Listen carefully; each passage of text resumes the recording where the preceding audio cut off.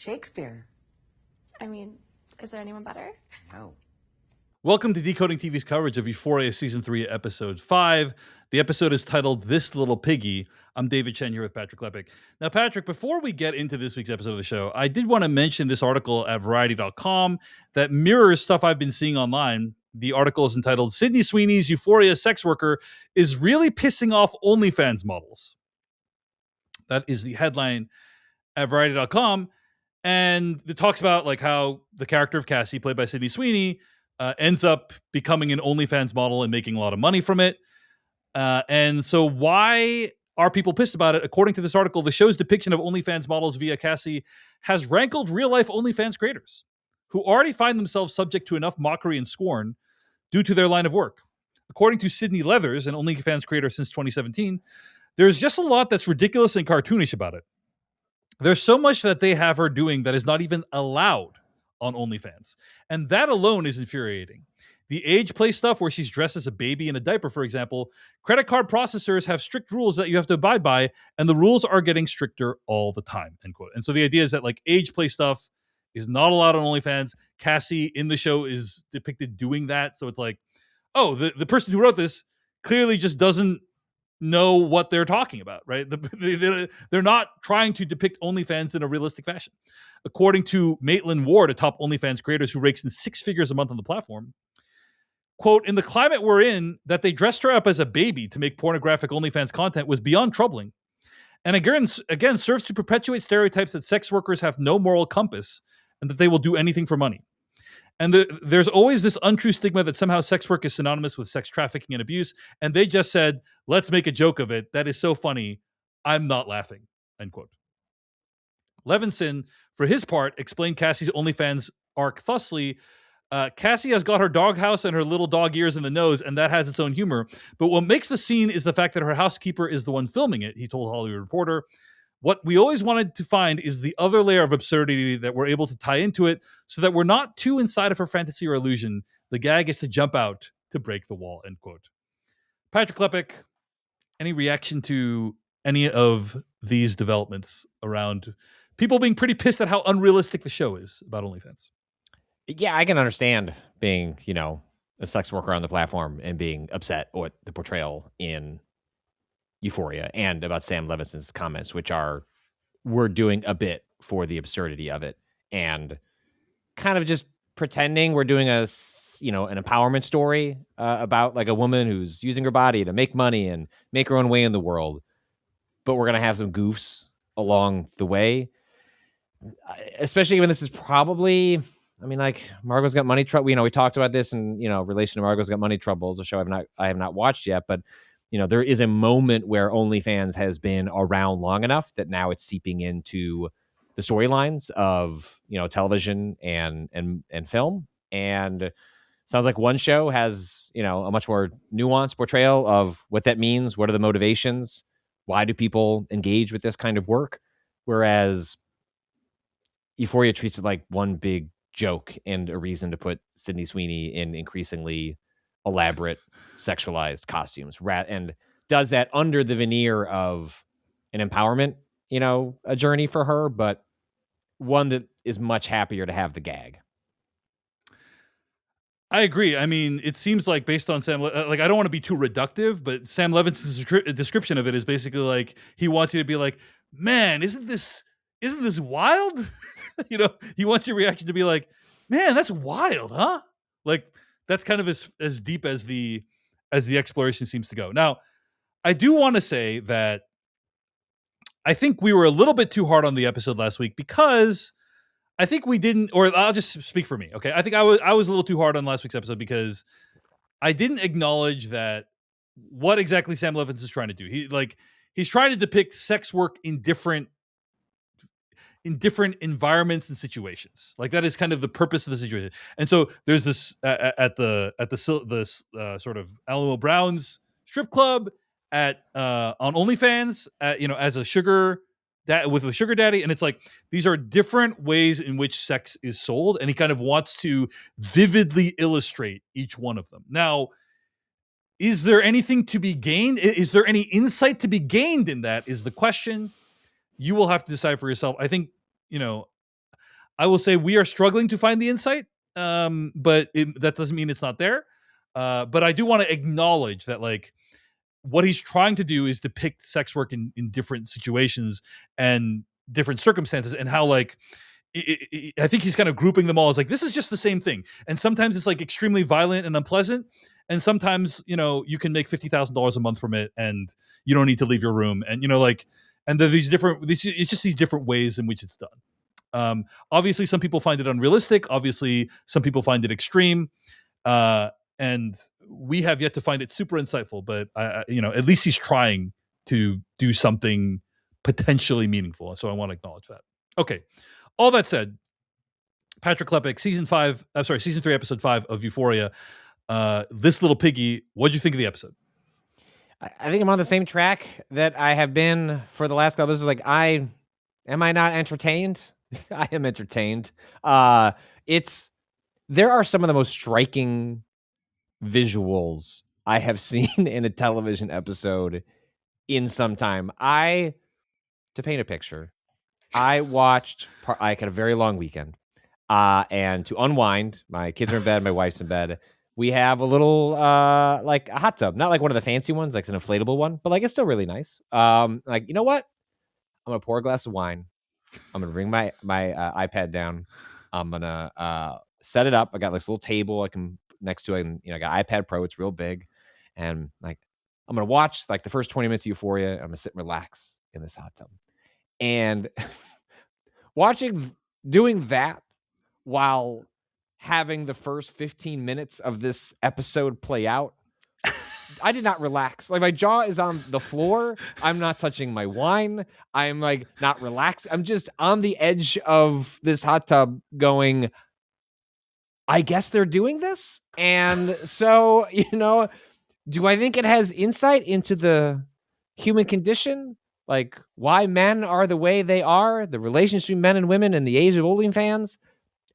I don't know. I don't know that I'd go that far, but I did watch Sydney Sweeney stomp around on a Godzilla set, and I can't say I wasn't like entertained. I cannot say I was not entertained, but I think as I've gotten increasingly far along in this season of, I think I'm just going to take it at surface value. I think I'm just going to engage with what's right in front of me and perhaps no further. It makes me miss the Labyrinth soundtrack a whole lot more because I don't think the music is very good this season. But this episode has some really incredible imagery. Whether it's an entertaining episode, I forget it as soon as I'm done is sort of where I'm at. But how did you make of the most recent episode of Euphoria, David? So I think that it's refreshing to see Sydney Sweeney act, because like I said, I talked about this before, but I just saw The Housemaid and she was terrible in that film. And it's like, this show reminds, whatever you say about Sydney Sweeney, she is really working hard at it in this episode. She's making a meal out of what's given to her. Yes, and she's doing the most and really committing to this. And it's admirable. It's admirable how how much of herself she's giving to this role in multiple dimensions. And I think the most interesting dynamic I think I'm finding in the show right now is like the relationship and contrast between Sydney Sweeney, the actor, and the character of Cassie in the show, right? Because the character of Cassie in the show is rising up in the world as a sex symbol and trying to navigate the world of like figuring out like where her alliances lie and how much of her body she wants to give away online and so on and so forth. And I imagine that even though Sydney Sweeney is not an OnlyFans person, I imagine that she's had to navigate similar questions in her ascent to where she is right now. And I just think there's something inherently interesting about like when an actor plays somebody that is somewhat similar to who they are in real life. Like, it's, again, I know she's not an OnlyFans person. She's not on OnlyFans. She's not doing the same things, in her career as she would be on OnlyFans in the show. But it's questions about like how she feels about herself being represented out there, like how she feels about her body being used by other people, and I think there's something interesting about that. Having said all that, I thought the rest of the episode is pretty rough and uninteresting, and I'm kind of like, it's hard for me to understand exactly where the show is going. So all the Sydney Sweeney stuff I thought was pretty solid, and she's like about half the episode, and then the other stuff is more like, where are we going with this? So you didn't enjoy the we found some staple gun on the ground. We're gonna use this to staple the characters closer to one another. Like, does it make any sense? Like, nah, but like we stapled them real close to one another, and like, yeah, it's like, what can we do to invent reasons for these characters to be near each other, despite the fact that they are wholly inorganic in nature, even though we've had 2/3 of the season to generate those reasons for them to overlap. Right. And in this case, what the situation is that Cassie's OnlyFans starts performing really well.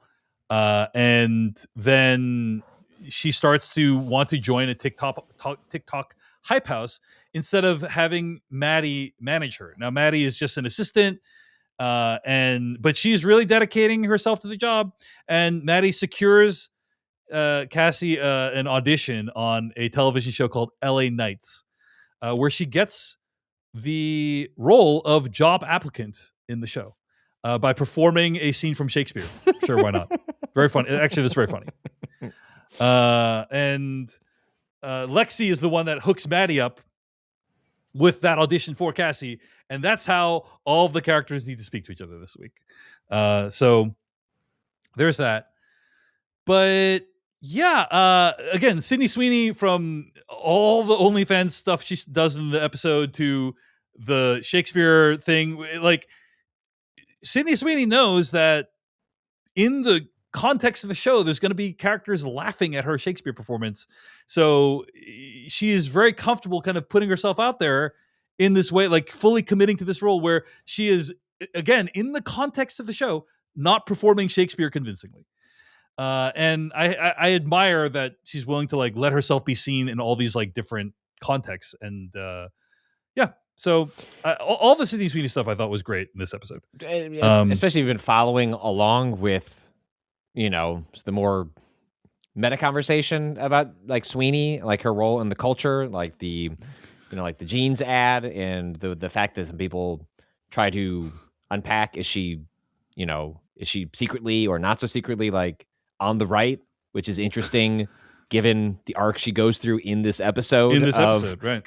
Like, essentially, she goes on all these like manosphere style podcasts and talks about how men are not allowed to be men anymore. It's honestly extremely similar to the place she has in our actual society in real life. She hasn't quite, she hasn't used like an ableist slur in public as far as I know. Which the prominence of that word coming back is one of the things, like many things to be upset about I agree. But like, is not irrationally, but like, is like almost at the top of my list of things that like really fucking irritate me about like our current moment, was the normalization of a word that I thought we'd all just agreed we weren't using anymore. And it's just casually dropped in here. And I think a pretty effective way that reflects the tone of those spaces. That little bit was actually one of the most convincing like arcs that, the character goes on, was like, actually totally. That entire wing of the culture is so easily manipulated by someone like Cassie coming in and just saying the right things. That part had me chuckling as we kind of went through the montage of her intertwining herself into right-wing culture without, I don't believe a lick. I can't speak to Sydney Sweeney, the actress, but Cassie, the character, doesn't. Who knows what Cassie believes, right? Like that's kind of the most interesting part of the character is she will do what she needs to do to get to the next day. But in terms of what she actually believes, that's like rarely settled. I know I've said this on the podcast before, but my friend and colleague Stephen Tobolowsky has a hierarchy of names in Hollywood. When you get a job in a movie or a TV show, right? The thing you want is a character that has a first and a last name.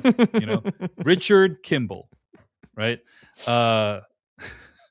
And that means your character has a whole life and so on and so forth.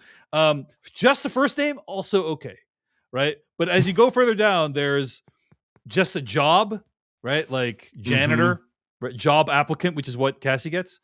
And the thing you really don't want is like a job and a name. Oh, sorry, a job and a number. So like job applicant number 5. Like that would be like you're really far down the list. And he said the worst thing is a person and a location. That's a disaster. Like old man on the train. That's you're like, oh wow, you're never even going to see the camera. So anyway, I know I've said this many times or once or twice in the podcast, but I wanted to bring it back up because Cassie gets the role of job applicant. So there you go, like, that's pretty far down on the list. All right. So also we should point out that Cassie is sending Nate money, including $30,000, but despite that, his loan shark rips off his toe again and cuts off one of his fingers. Now, I just want to put this out there, Patrick Klepek. All right. I don't know the loan shark business very well, but I've watched The Sopranos. And the way that all I can describe is the way they do it. Okay, so let's say they lend you $100,000, right? And you get a vig or points on it, so interest, right? So let's say they get $100,000 and you need to pay like 2% interest a month or something like that, right? So then the person comes around to collect 2% interest, and you're basically paying them thousands of dollars or whatever it is. If you are short the 2%. That amount gets tacked on to the principal, right? So then it's like, okay, you didn't give them any. So now it's the debt is $102,000. The debt is $104,000, whatever it is, right? But the point is, you leave and if they like don't do it at all, then you need to start like breaking legs or whatever. But if the person already has the money, you need to provide them an opportunity to give it to you. So I don't really know what their game was here because he legitimately had $30,000. He wasn't lying about that. So I don't know why they're ripping his toes off and his fingers right at the because like they're coming to collect the money. Like they're not coming to just hurt you.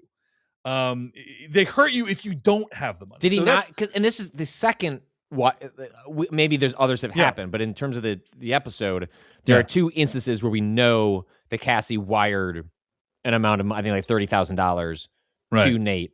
So did he not pay that first wiring? Well, I'm going to put this out there. Like maybe this friend of his that lent him the $500,000 or $600,000, or I guess it's accumulated to $1 million at this point. Mm-hmm. He will only accept a lump sum payment. He doesn't like the reason why you would loan shark someone is because it is perpetual money. Like it keeps generating money over time, over a long period of time. But maybe he's like, I don't want that. I just want the $1 million, and therefore I'm going to keep hurting you until you give me $1 million. Which is like, okay, like. I guess that's a decent strategy. Like, it just seems like it's going to be pretty hard for him to come up with $1 million. Like, he can come up with the interest, which he has. I'm just saying I'm questioning the loan shark techniques in Euphoria. Do you know what I'm saying? Like, that's all I'm saying. All right. Maybe this person has had success just repeatedly maiming people who owe him stuff until the entire principal is paid off. But that is not how it's done, and generally for good reason. So that's all I have to say about that. Okay. And yet the like Jason Voorhees like scene as the guy comes to collect off of the golf course, and Nate is like dancing, knowing that he just got a wire transfer. Was pretty great. Like it's great filmmaking. It's good. It's good stuff. It's good scene. And when he rips the toe off, like the logic. I'm with you on all the logic of it. But in the moment, I was like, oh, that's pretty upsetting. Yeah. Okay. Alamo Brown is upset that his colleague betrayed him during the heist last week, and he started to become more and more unstable, lashing out at some of his crew. We then are reminded that Magic has accused Rue of... Rue tried to set Magic up as... stealing drugs, and then Magic discovers the drugs and then reaccuses Rue of being a traitor. So then Alamo and his crew go pick up Rue while she's hanging out with Maddy, take her out into the middle of the field and have her dig a hole. They bury her, everything up to her neck, and then theoretically Alamo Brown is going to come by with a horse and maybe do something bad to her. I don't think Rue is going to die because she is one of the biggest stars on the planet, and they're not going to kill her with 3 episodes left of the show. So it's like, okay, we don't need to do the fake outs, guys, please. This is a thing that's been very disappointing, Patrick, is like there's been multiple fake outs. We talked about Gary the bear. There's a little fake out at the end of that episode and the fake out this episode. And we all know that they're not going to actually kill these people. So it's like, guys, we don't need to do the fake out. If it was like a side character, like a lower, like lower tier character, maybe. But these are like the biggest actors in the show. You're not gonna get rid of them. So I'm tired of fake outs, Patrick. I'm just putting that out there. Yeah, Okay. I'm tired of the fake out that Jules is going to have a meaningful arc in this season of television and not just a reason to have Hunter Schafer in front of a camera every once in a while. But that sure seems to be what the show is doing. I think she is a really compelling screen presence, but yeah, there's nothing really going on. You see her kind of confront Rue and tell Rue to like be more purposeful with her actions. You also see her talk to her sugar daddy, Elliot, I think is his name, Ellis. It's not Elliot because Elliot's that other character from season 2. Ellis is the name, and he gets really weirded out when he's like, "There's someone else was here," and she has to explain, "No, it's Rue, and it's not a guy." And I think we are meant to interpret that Jules is unhappy at the transactional nature of their relationship because he kind of sheds a little tear at the end there, but it's like, okay, I don't know that there's really enough to justify that as a character so far, but you and I are in the same place about that plotline. Doesn't feel like it's very purposeful.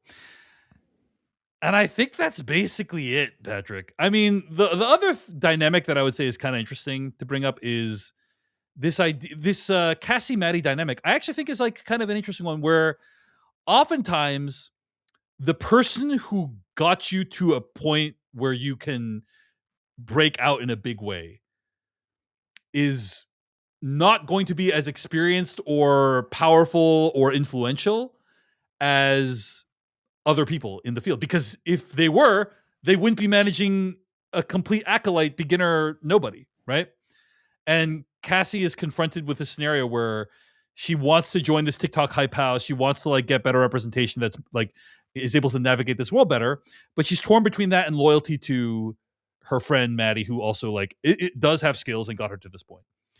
And I think that's a dynamic that many people, like I'm sure you've encountered this, Patrick, right? Where, or if not in your own life, like other people around you, where on some level you want to dance with who brung you, but also sometimes it's just business, it's not personal. Anyway, I did think that was like a interesting part, but then of course there's this whole silly comedy of errors with the job applicant audition, and then it becomes very wild and over the top. But like for a moment, the Cassie Maddy relationship was like kind of interesting.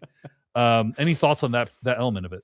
Yeah, and it's also like one of the few times where we get extended sequences with like two characters from a show, for characters we've come to know over the course of the show. It's part of why that stuff works. Like they have a rapport with one another. They have a history with one another. And so these two strong personalities bouncing off one another is just a thing the show just hasn't been able to do enough of. And as inorganic as this season has been, the two of them arriving at this place with one another is about as organic of storytelling as has happened, given where we start with all of these characters at the beginning of this season. And watching the two of them work with one another has been like really entertaining, and I would like more of it. I do wonder what's in that contract, though. Really, I feel like didn't look at that before we signed it, and it's a good chance that it's more than just a restrictive, 15% to the manager. We'll have to see. And Maddie signing with Alamo Brown seems. I don't think you want to be in the Alamo Brown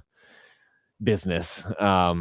I feel like that's going to cause potential trouble for a lot of our characters. But the two of them and where they arrived with one another, like I think everyone's had a version of that kind of soft breakup, whether it's financial success or the end of the road on a friendship, and like everyone's had the just say what you mean sort of conversation. I do think the Alamo Brown situation is interesting. It's like he's discovered gold or whatever. He's like, wait, I could be monetizing my sex workers in this way instead of that.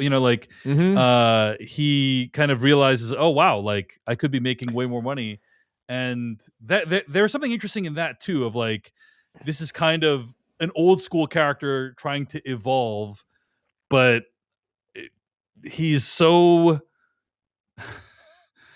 ruthless that I don't know that this is going to turn out to be an interesting exploration of like how sex work has evolved over the years. Maybe it will. I don't know.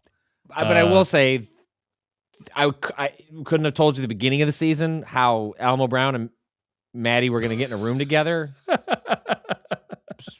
I'm broadly just willing to forgive it because it's so interesting how she matches his energy. Yeah, I love that. He almost immediately looks at her as an equal. Like, there is a level of respect that he grants her extremely quickly that he doesn't have for Rue, certainly. He always viewed Rue as like, their first interaction when she goes to drop the drugs off and, they're having a drink. Like, she's fun. Like, she's snappy. She's sarcastic.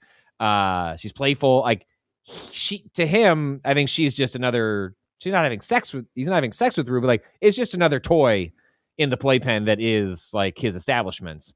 Whereas he looks at Maddie and looks at her as like, this is someone that knows their shit. And, I think contrasting that with the interactions he has with everyone else in his crew, in which I don't think he's really feeling great about just about anyone there, is just really interesting. And they were just fun to watch play off one another, because Maddie is far and away the most confident character in the show.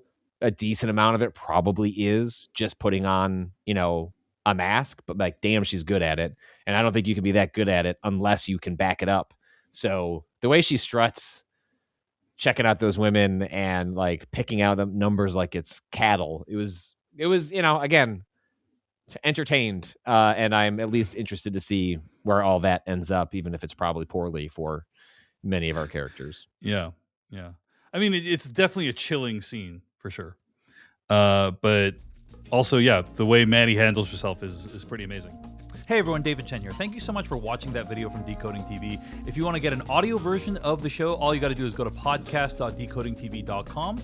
And if you want to support what we do, get ad-free episodes of the podcast and also bonus episodes of the podcast, go to decodingtv.com and become a paid member. Of course, you can also like and subscribe for more. We appreciate it. Thanks. See you later.